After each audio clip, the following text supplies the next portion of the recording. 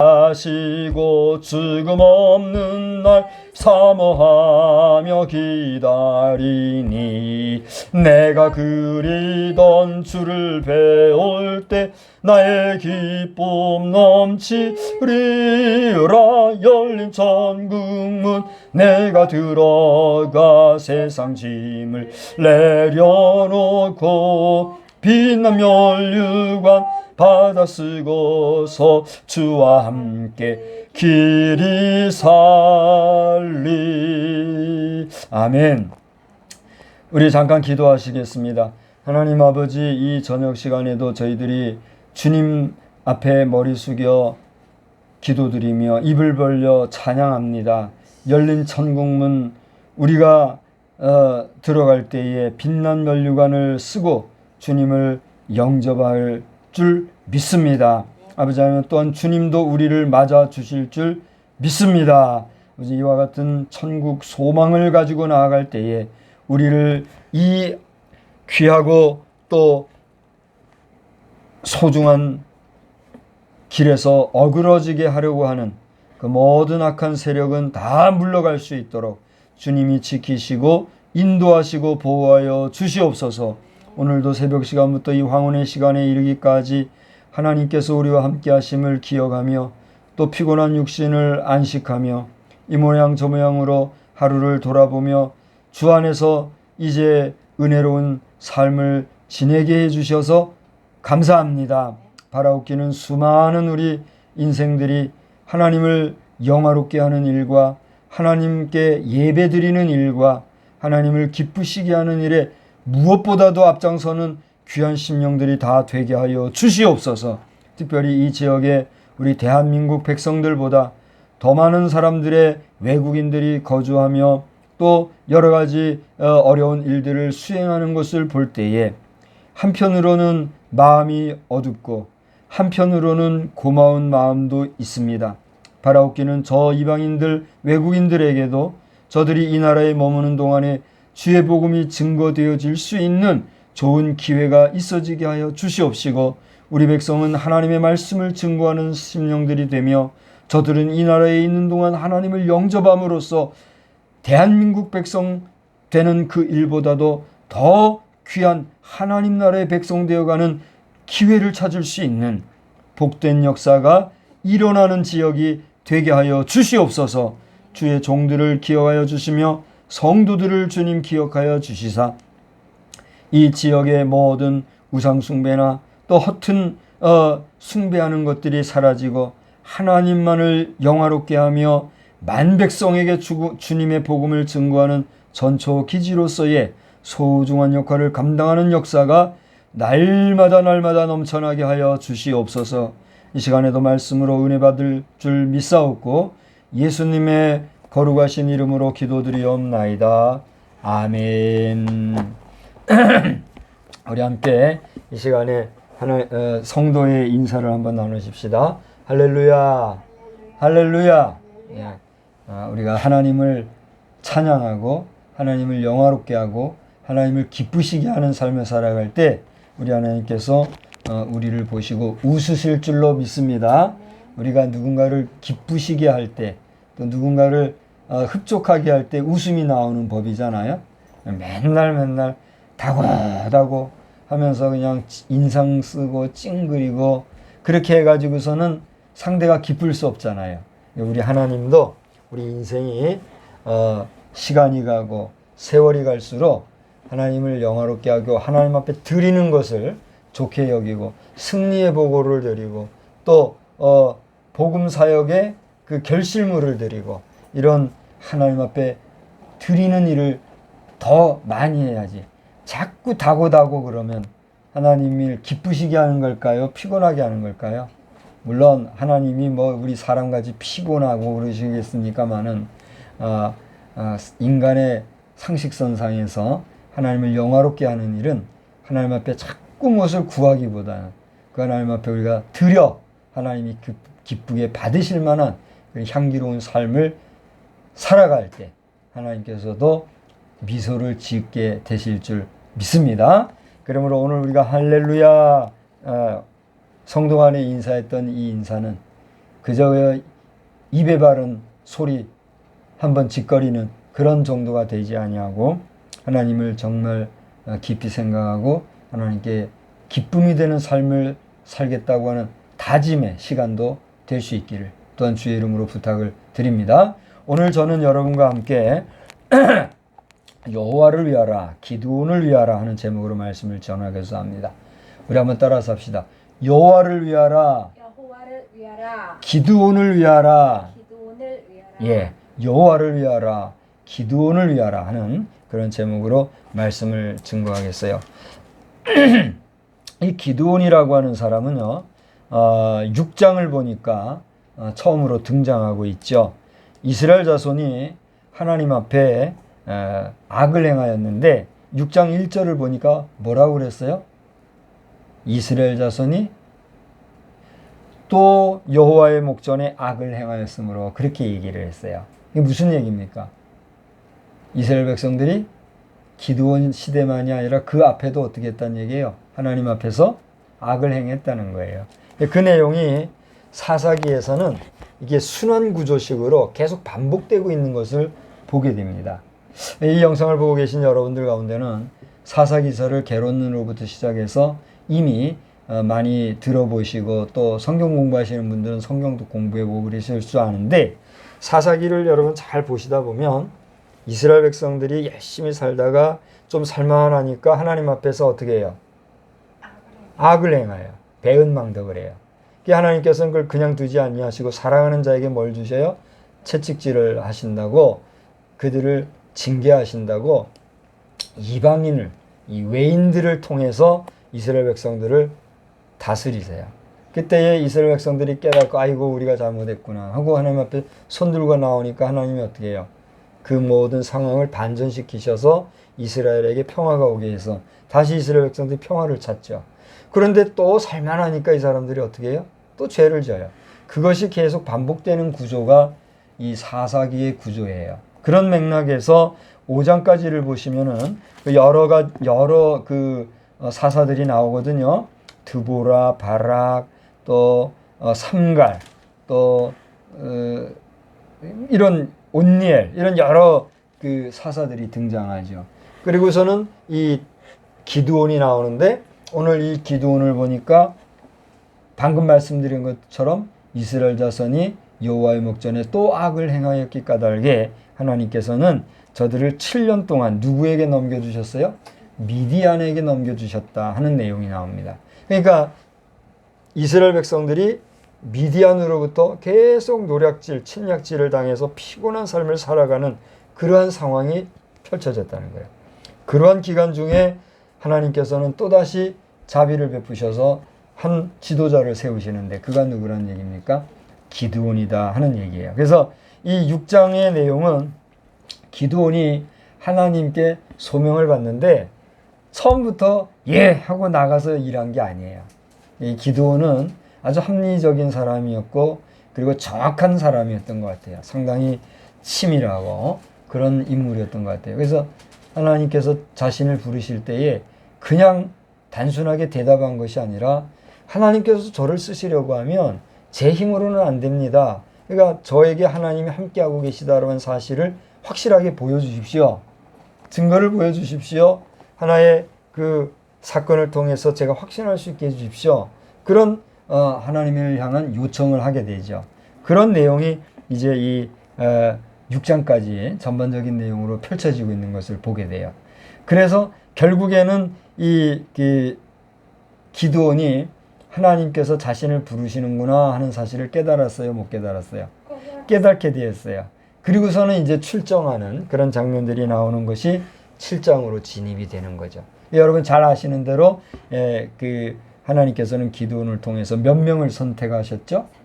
300명을 뽑기 위해서 처음에 몰려온 많은 사람들을 걸러내시는 그러한 작업을 하고 있는 것을 우리가 볼 수가 있어요. 그래서 7장 8절을 보면 마침내 하나님께서 선택한 사람들이 나오는데 그 사람들이 몇 명이었단 얘기예요? 300명이었더라 하는 그런 내용이에요. 자, 이러한 배경을 가지고 오늘 9절에서부터 우리가 18절까지를 본문을 삼았는데, 여기에서 우리가 이제 살펴볼 수 있는 내용이, 첫 번째로는 기드온과 300용사는 선택된 용병이었다 하는 사실이에요. 따라서 합시다. 기드온과 300용사는 용병이었습니다. 예, 우리 한글말로 용병 그러면 떠오르는 게 뭐가 있어요? 한글로 용병 그러면 무슨 말이 떠올라요? 자, 이 단어라고 하는 게 참 재미가 있더라고요. 근데 우리 한글말로 용병이라고 하는 이 단어를 쓰는데, 이 용병을 우리가 다른 한자 말이나 영어로 이렇게 풀어보면 그 영어나 한자 다 각각 다른 말로 쓰이고 있는 걸 보게 돼요. 그러니까 우리 한글은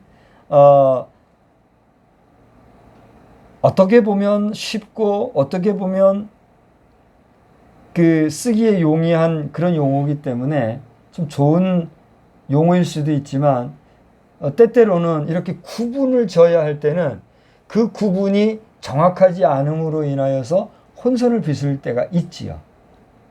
그래서 오늘 이 용병이라고 하는 제가 표현을 썼습니다만, 이 용병이라는 말이 바로 그런 거예요. 제가 방금 여러분 앞에 말씀을 드렸는데, 기드온과 300용사는 어떤 사람이었다 그랬죠? 용병이었는데, 어떤 용병? 선택된 용병이었다 그랬어요. 자, 보통 용병이라고 그럴 때는 우리가 예컨대 미국 군인들과 같은 경우를 생각을 하게 돼요. 미국의 군인들은 차출되어진 그런 병사들입니까? 아니면 본인들이 지원한 병사들입니까? 지원한 병사. 그래서 이런 경우를 갖다가 멀서너리라고 하는 단어를 써요. 멀서너리 솔저라고 해가지고 임금을 주고, 그러니까 물론 우리나라에도 차출을 하고 의무적으로 들어가서 의무적으로 근무할 때에 수고한다고 얼마 정도 주는 금액이 있잖아요. 그거는 용병에게 주는 금액이라고 할 수가 없는 거죠. 그래서 쉽게 말하면 용돈 정도 주는 것이니까. 그러나 미국 같은 용병은 본인들이 지원을 했고, 마치 직업군인들처럼 지원을 했지만 그 지원한 대가를 충분히 보상받으면서, 그런 그 임금을 받으면서 활동하는 그러한 사람들이기 때문에, 미국 체제의 지원자에서의 용병이라고 하는 것은 우리가 말할 때의 뭐라 그러죠? 차출된 그런 병사하고는 좀 틀리죠. 우리나라도 이제 점차적으로 병사들의 경우에도 이제 근무 개월수를 부사관급으로 근무를 하면서 지원해서 페이도 더 많이 받고 이러한 경우로 전환을 자꾸 해 나가고 있습니다만은, 우리나라의 차출된 의무병과 그리고 지원하여서 용병이 되어서 근무하는 그런 군인과는 차이가 있다는 사실을 알 수가 있어요. 그런가 하면 또 같은 용병이라고 해도 택틱스라고 하는 말을 써가지고 병사를 사용한다, 부린다, 사용할 용자를 써서 용병 이렇게 사용하는 경우도 있어요. 그래서 이런 경우에는 우리가 보통 얘기하는 용군, 군대를 이용한다, 군대를 사용한다 할 때의 용군과 같은 개념으로의 용병, 사용할 용자, 병사병자 그렇게 쓰는 경우도 있다는 얘기죠. 근데 한글은 똑같이 어떻게 해요? 용병으로 이렇게 쓰고 있죠. 그런가 하면 오늘의 주제에 맞게 사용하고자 하는 용병, 아까 기드온과 300용사는 어떤 병사라 그랬죠? 용병이에요. 이 용은 무슨 용일까요? 그렇죠. 용감할 용자.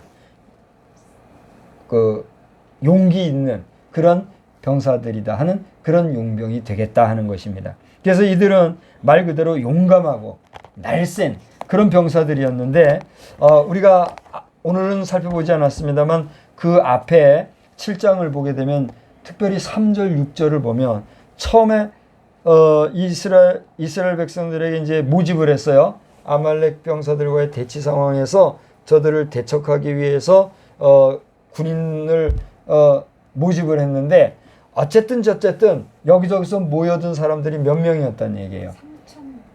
3천. 처음에 모인 인원이 32,000명이었어요. 3절 한번 봐요.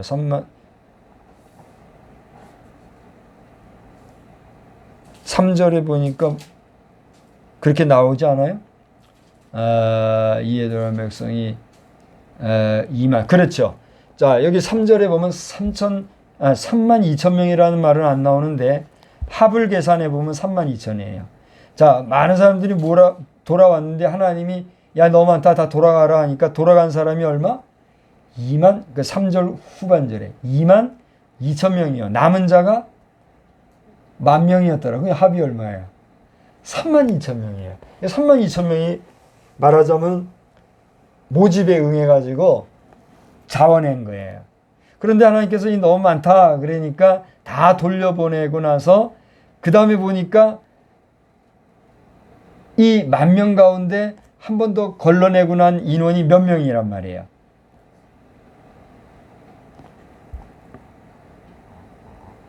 그거 한번 쭉 봐보세요. 4절에 보니까 이제 32,000명인데 거기에서 4절을 보니까 하나님께서 아직도 많으니 그들을 인도해서 물가로 내려가라. 그러면서 거기서 시험을 하시는데 그 시험을 하고 나서 남은 사람이 얼마나 돼요? 300명이더라 하는 거예요. 그러니까 처음에 32,000명이 왔는데 돌려보내고 나니 다 돌려보내고 나서 10,000명이 남았단 말이에요. 그 10,000명을 가지고 또 추리고 나니까 몇 명이 모였다는 얘기예요. 300명이 남았더라는 거죠. 그러면 이 300명은 어떤 사람들이냐? 아까 3절을 보니까 하나님께서는 어떤 사람 외에는 다 돌려보내라 그랬거든요. 3절에 보면 그 사람들은 어떤 사람들입니까? 두려워하는 사람, 떠는 사람들이에요. 그러니까 두려워하거나 또 뭐라고 그랬어요? 떨지 않는 자를 제외하고는 다 돌려보내라. 역으로 얘기하면 뭐예요? 두려워하거나 떠는 사람은 다 돌려보내라 이런 얘기죠. 그런가 하면 4절을 보니까 이 사람들은 하나님께서 뭘 한 사람들이에요? 시험을 한 사람인데 무슨 시험을 한 거예요? 내가 너를 위하여 그들을 시험하리라. 4절 초반절 중간쯤에 보면은 이 남은 사람들을 시험하리라 그랬잖아요. 그러면서 시험하면서 내가 누구를 가리켜 내게 이르기를 이 사람이 너와 함께 가리라 하면 그는 너와 함께 갈 것이요. 내가 누구를 가리켜 내게 이르기를 이 사람은 너와 함께 가지 말 것이니라 하면 그는 가지 말 것이니라 라고 얘기를 하셨죠. 그 시험 내 내용이 어떤 내용이에요? 그 밑에 보면 개울가로 가서 물을 마시게 하는 이 내용인데 결론은 이 물을 마시게 한 그 사람들은 하나님께서 특별히 어떻게 한 사람들이란 얘기예요. 시험한 사람, 테스트를 한 사람이란 말이죠. 그러니까 이 사람들은 남은 300명은 하나님께서 테스트를 해서 그 테스트에서 어떻게 한 사람이에요? 통과한 사람들이란 말이죠. 그 다음에 5절, 6절로 내려와서 보면 이 사람들은 하나님께서 그 테스트를 하는 가운데 어떤 테스트를 했었는가 하니 개울가에서 물을 마시게 하는데 물을 마시면서 어떻게 하지 않은 사람? 무릎을 꿇지 않은 사람들이었다는 거죠.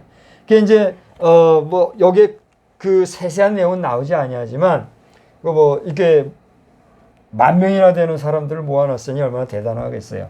그러니까 이 사람들이 뭐 거기에서 뭘 했는지는 모르겠으나 이제 이 아말렉과의 대치 상황 속에서 싸움에 대한 뭐 여러 가지 움직임이 있었을 거 아니에요. 먹기도 하고 마시기도 이렇게 했겠죠. 근데 그 지역상 거기는 얼마나 뜨거운 곳입니까? 그러니까 목마르고 또 뭐 갈증 나고 이런 상황이 됐겠죠. 이 사람들을 개울가로 데려가서 물을 마시게 했는데 그때 대부분의 사람들은 어떻게 했단 얘기예요? 아무런 생각 없이 그냥 이 경계를 해제하고 마음 편하게 속 편하게 그냥 먹는 일, 마시는 일에만 신경을 쓰고 그냥 허겁지겁 했다는 거죠. 그런데 보니까 이 300명 정도는 어떻게 했다는 얘기예요? 좌우를 경계하면서 그 물을 마셔도 이게 물을 떠서 주변을 살피면서 이렇게 하더라는 얘기. 그러한 사람들을 하나님이 어떻게 했어요? 됐다. 이 사람들을 따로 세워서 이 사람들로 일하게 해야 되겠다. 이렇게 했다는 얘기지요. 그러니까 이 내용인즉슨 하나님께서는 하나님의 일을 하시고자 할 때에 누구나 사용하셨다는 얘기예요? 아니면 하나님께서 선택하신 사람을 택하셔서 사용하셨다는 거예요. 후자의 경우를 볼 수가 있죠. 오늘날 주의 종이라고 하면서도 그냥 직업적으로 세상이 이거 해달라면 이거 하고 저거 해달라면 저거 하고 좋은 게 좋은 거라고 하나님의 뜻과는 상관없이 그냥 사람의 비위나 맞추려고 하는 이런 식으로 해대는 경우가 있어요, 없어요? 있다는 거죠. 그래서 저도 목회를 하다 보면 쉽게 그냥 좋게 대충 이게 하고 싶은 마음이 들 때가 있었을까요, 없었을까요? 지금도 있을까요, 없을까요? 있어요. 근데 그것은 온당치가 않더라는 거예요. 사실 지금 제가 우리 영상 설교를 하면서 복장을 갖춘다고 했지만 사실 온전히 갖추지를 못했어요. 그러면서 몸매무새를 갖추기도 하고 하지만은 부족한데 사실 이것도 제 마음에는 걸리더라고요. 예. 그런데 크고 작은 것 하나가 참 신실해야 되겠다 이런 생각을 다시 한번 하면서 이게 하나님의 일은 내가 하는 거예요? 아니면 하나님께서 하시는 거예요? 그래요. 우리 사람이 하나님으로부터 위임을 받아서 어떤 일을 수행을 하지만 또 모든 일을 내가 행하지만 그것은 내가 하는 것이 아니요 내 안에 있는 누가 하는 거예요? 하나님이 하는 것이요 나는 그 하나님 앞에 단지 무엇으로만 쓰임받는 거예요? 도구로만 쓰임받는 거예요. 인간을 도구화한다는 이 표현에 대해서 우리 믿지 못한 사람은 뭐라고 말할지 모르겠으나 이것은 상당히 은유적이고 비유적인 것이니까 여러분들이 문학적 혹은 지혜적인 판단으로 판단하시기를 바랍니다. 오늘 이 마이크를 제가 핀 마이크를 여기 대고 이렇게 지금 촬영을 하고 있는데 이 마이크를 사용해 가지고 영상을 촬영하는 것과 없이 하는 것은 차이가 나요, 안 나요? 많이 나더라는 거죠.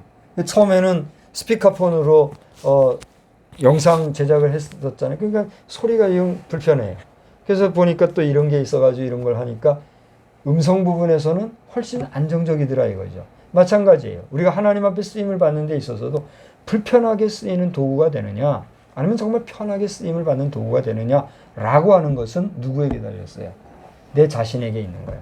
내가 하나님 앞에 어떻게 응답하느냐에 따라 달려있는 거죠. 물론 하나님께서는 각 사람을 당신의 그 섭리대로 뽑으시고 쓰시지만은 그 모든 쓰심에 있어서 우리는 하나님 앞에서 단순히 이런 마이크니 볼펜이니 같이 만들어진 그런 존재가 아니라 내 안에 있는 하나님이 나에게 주시는 능력 안에서 내가 나를 어떻게 할 수 있어요?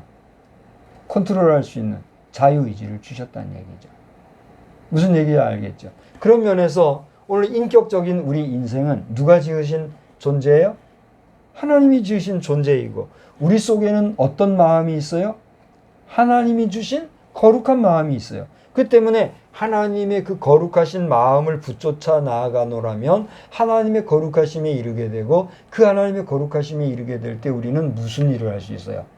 하나님의 거룩한 일을 감당할 수 있는 거죠. 근데 그것이 아니고 그냥 대충 직업적으로 이렇게 나가다 보면 어떻게 됩니까? 세상 사람들에게는 존경받고 세상 사람들에게는 존중받고 세상 사람들에게는 환영받을지 모르나 하나님의 입장에서는 불편해요, 불편하잖아요. 불편한 거예요. 오늘날 우리 사명자들이 어디까지 하나님 앞에 순종해야 될지 다 판단할 수는 없지만 그래도 성경 말씀을 깊이 묵상하다 보면 이것은 해야 될 것과 안 해야 될 것과 이것은 옳다 그르다 하는 것이 판단이 돼요, 안 돼요?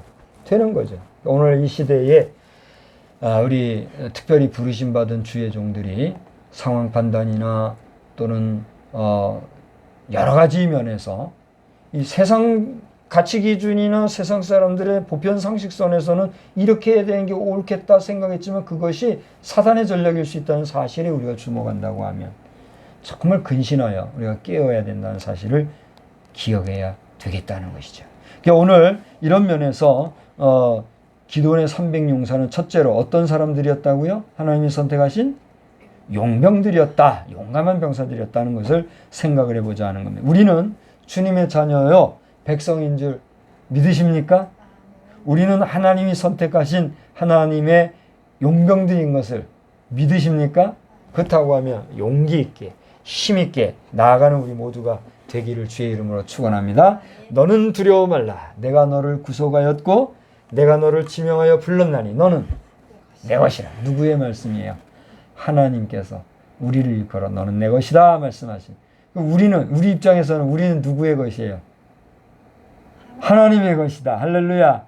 이 사실을 믿고 나아가는 저와 여러분 되기를 주의 이름으로 축복합니다. 승리하리라. 우리 한번 합시다. 승리하리라. 승리하리라.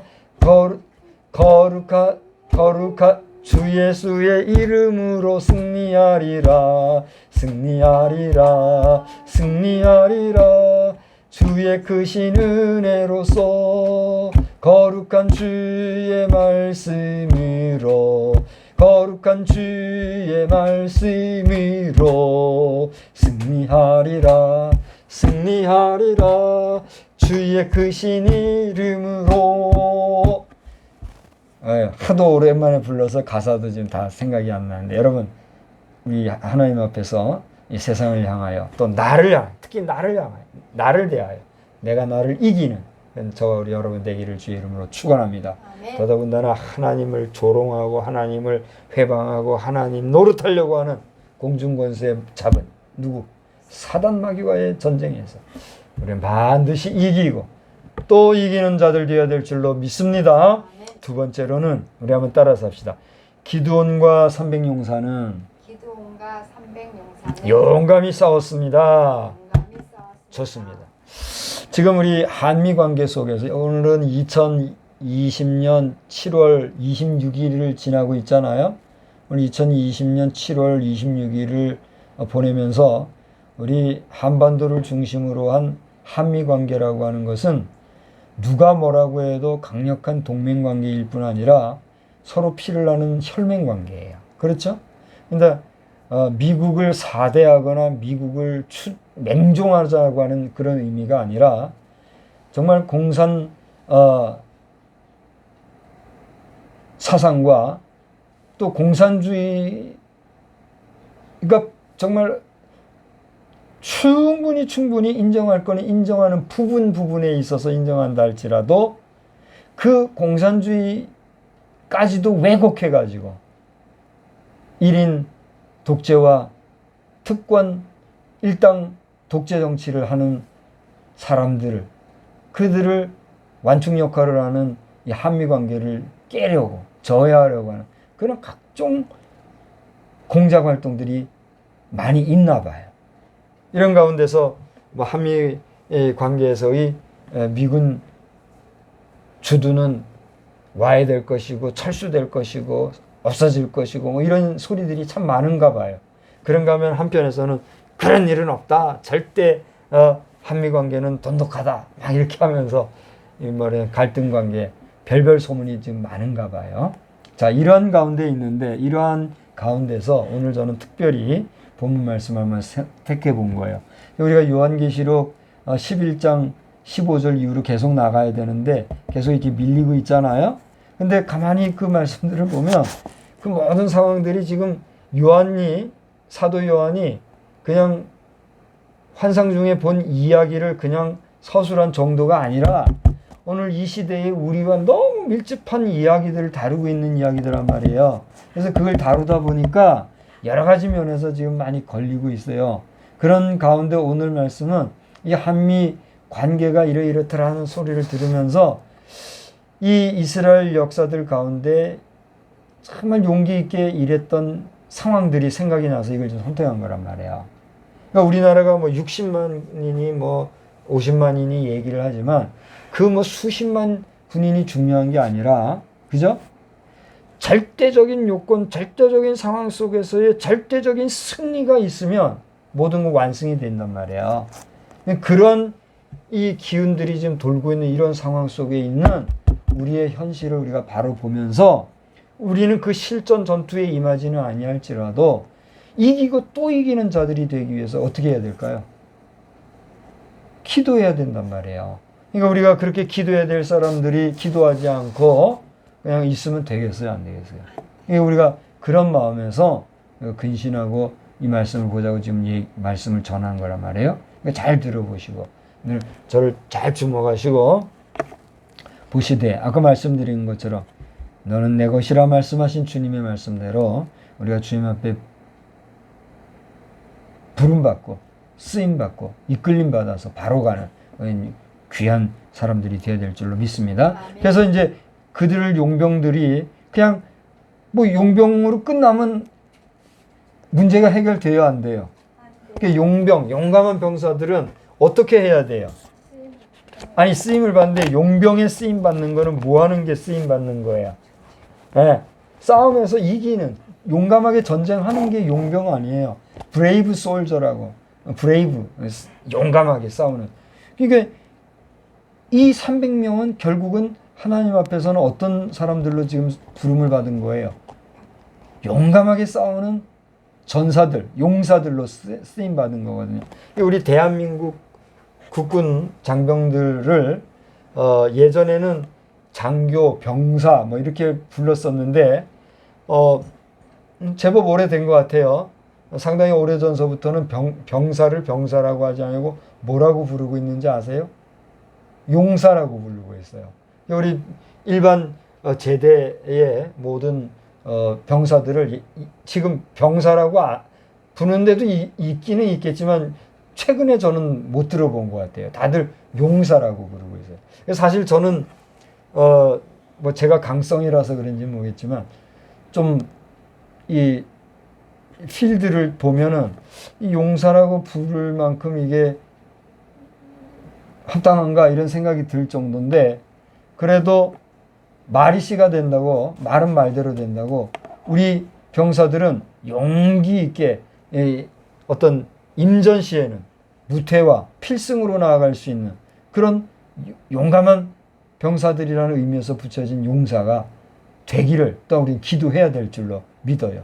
어쨌든지 간에 용사는 용감하게 잘 싸우는 사람들이어야 되는데 이 오늘 본문에 나오는 이 용사들 기드온의 300용사들은 전투에 임했는데 오늘 본문 내용을 보면 이 본문에서는 알고 있습니다만 그 뒤에 19절 이후에 보면 이 사람들이 임한 전투는 어떤 전투였느냐?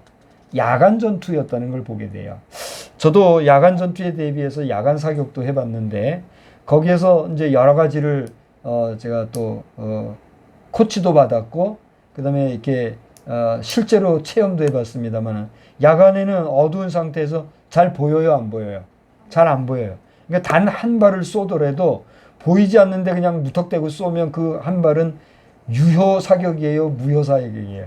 무효 사격이에요. 그래서 이 사격을 할 때 어떻게 깜깜한 밤에 어떻게 사격해야 된다고 하는 사격이 그 비법이 있더라고요. 사실 알고 보면 비법은 아닌데 몰랐던 저에게는 그게 아주 비법이었어요. 뭐 지금 그런 얘기는 다 안 하려고 해요. 이렇게 그런 걸 알려주더라고요. 그러니까 야간 사격이라고 하는 것은 야간 전투라고 하는 것은 주간 전투와는 또 달라요, 같아요.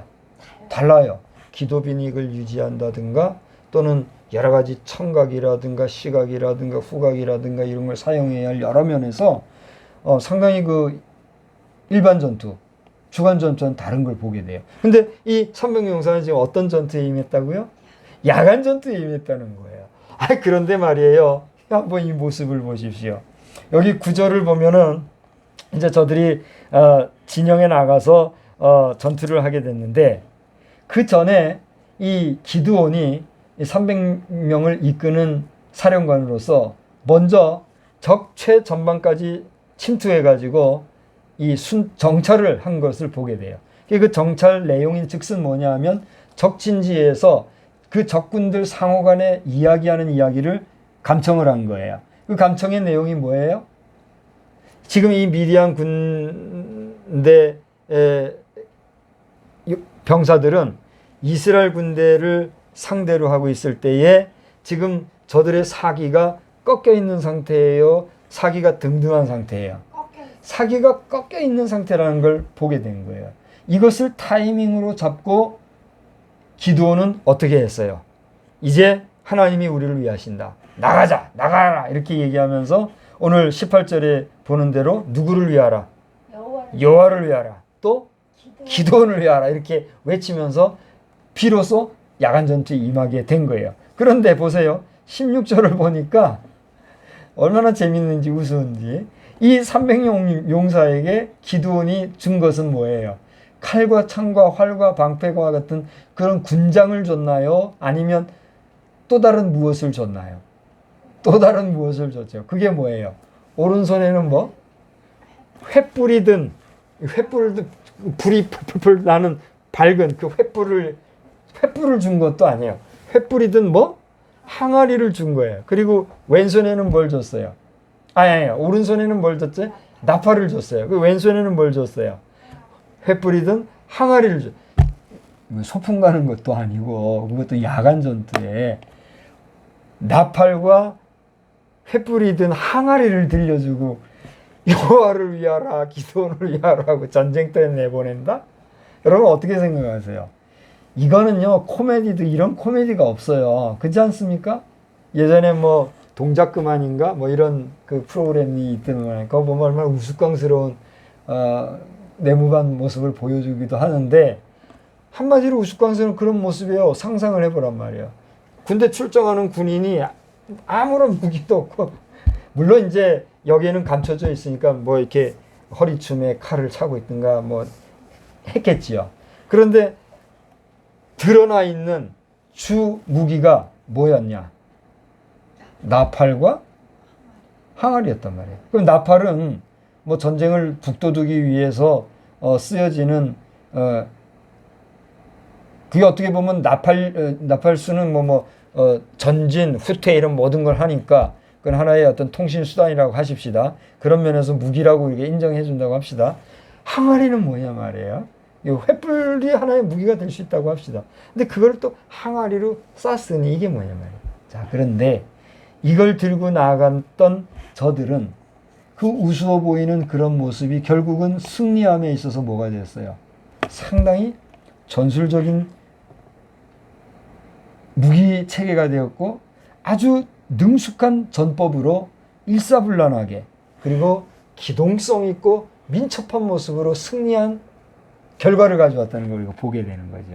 예, 여러분이 이 내용은 제가 뭐 많은 시간을 내서 지금 다 얘기하기는 그렇고 또 지금 그럴 타이밍도 아니니까 생략하고 여러분이 깊이 묵상하시면서 이 사사기 7장을 8장을 한번 깊이 읽어보세요.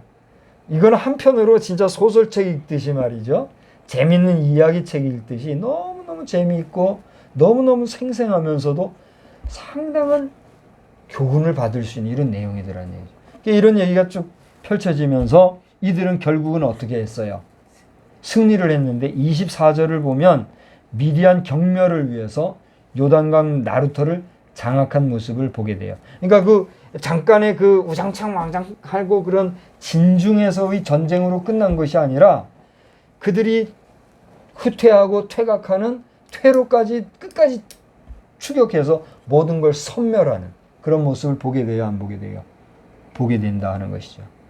화랑도에 있어서의 임전무퇴를 말하지 아니하더라도 임전시에는 무퇴의 각오를 가지고 용진하여 필승하는 것도 중요하지만 이처럼 전략적으로 완승하기 위해서 정말 마지막 최후의 그 퇴로까지 우리가 차단하고 필승해버리는 그런 전략 전술이 구현이 필요할까요? 필요하지 않을까요? 필요하겠죠. 그래서 지금 이 땅에 어떤 일이 일어나고 있는지는 모르지만 혹여라도 발전된 무기체계나 또 자신감이 넘치는 작전술 이런 것들에 의하여서 사소한 것을 놓쳐버려 가지고 그 사소한 것 때문에 역공격을 당해서 불필요한 피를 흘리거나 또는 패퇴하는 일이 있으면 될까요? 안 될까요? 안 되겠다 하는 사실을 우리가 보게 되는 거죠. 자, 이처럼 용감하게 싸웠던 용병 300 기드온 용사를 우리가 생각하면서 결론적으로는 한번 따라 합시다. 기드온과 300 용사는 뭐 했을까요? 실패했을까요? 승리했을까요? 승리했다는 사실. 아무리 뭐 재미있게 이야기를 지금 엮어가고 뭐 어떻게 해가지고 해도 그 전쟁에서 패배하면 이거는 이야기거리가 돼요, 안 돼요? 안 되는 거예요. 이 결론은 이 기돈과 300 용사는 어떻게 했다는 얘기예요? 전쟁에서 이겼다는 거예요. 이기는 게 중요한 거예요. 그러니까 우리 하나님의 선택된 자, 하나님 앞에 부르심 받은 우리는 어떤 사람이어야 할까요? 이기는 자여야 하고 이길 수밖에 없는 사람들이라는 사실이에요. 할렐루야. 이길 수밖에 없는 자들이라는 사실이 여러분 어떻게 들릴지 모르겠어요. 하나님이 우리와 함께 하시면 우리는 이기게 돼 있다는 사실을 믿으시기를 바랍니다. 나아가 택함 받은 성도는 이기는 자여야 하기 때문에 우리는 이 기돈 300용사의 이김을 분명하게 볼 수가 있는 거지요. 감췄던 만나를 주시는 자도 이기는 자요. 또 흰옷을 입을 자도 이기는 자요. 또 하나님의 성전의 기둥이 될 자도 이기는 자요. 하나님의 보좌에 함께 앉을 수 있는 자도 이기는 자라는 사실을 우리는 요한계시록에서 보게 되잖아요. 그래서 버가모, 두아디라, 사대, 빌립보 교회, 라오디게아 이런 여러 교회들은 이기는 자에게 주시는 하나님의 그 상급을 기억하고 너희들이 지금 잘못할지라도 어떻게 하라는 거예요?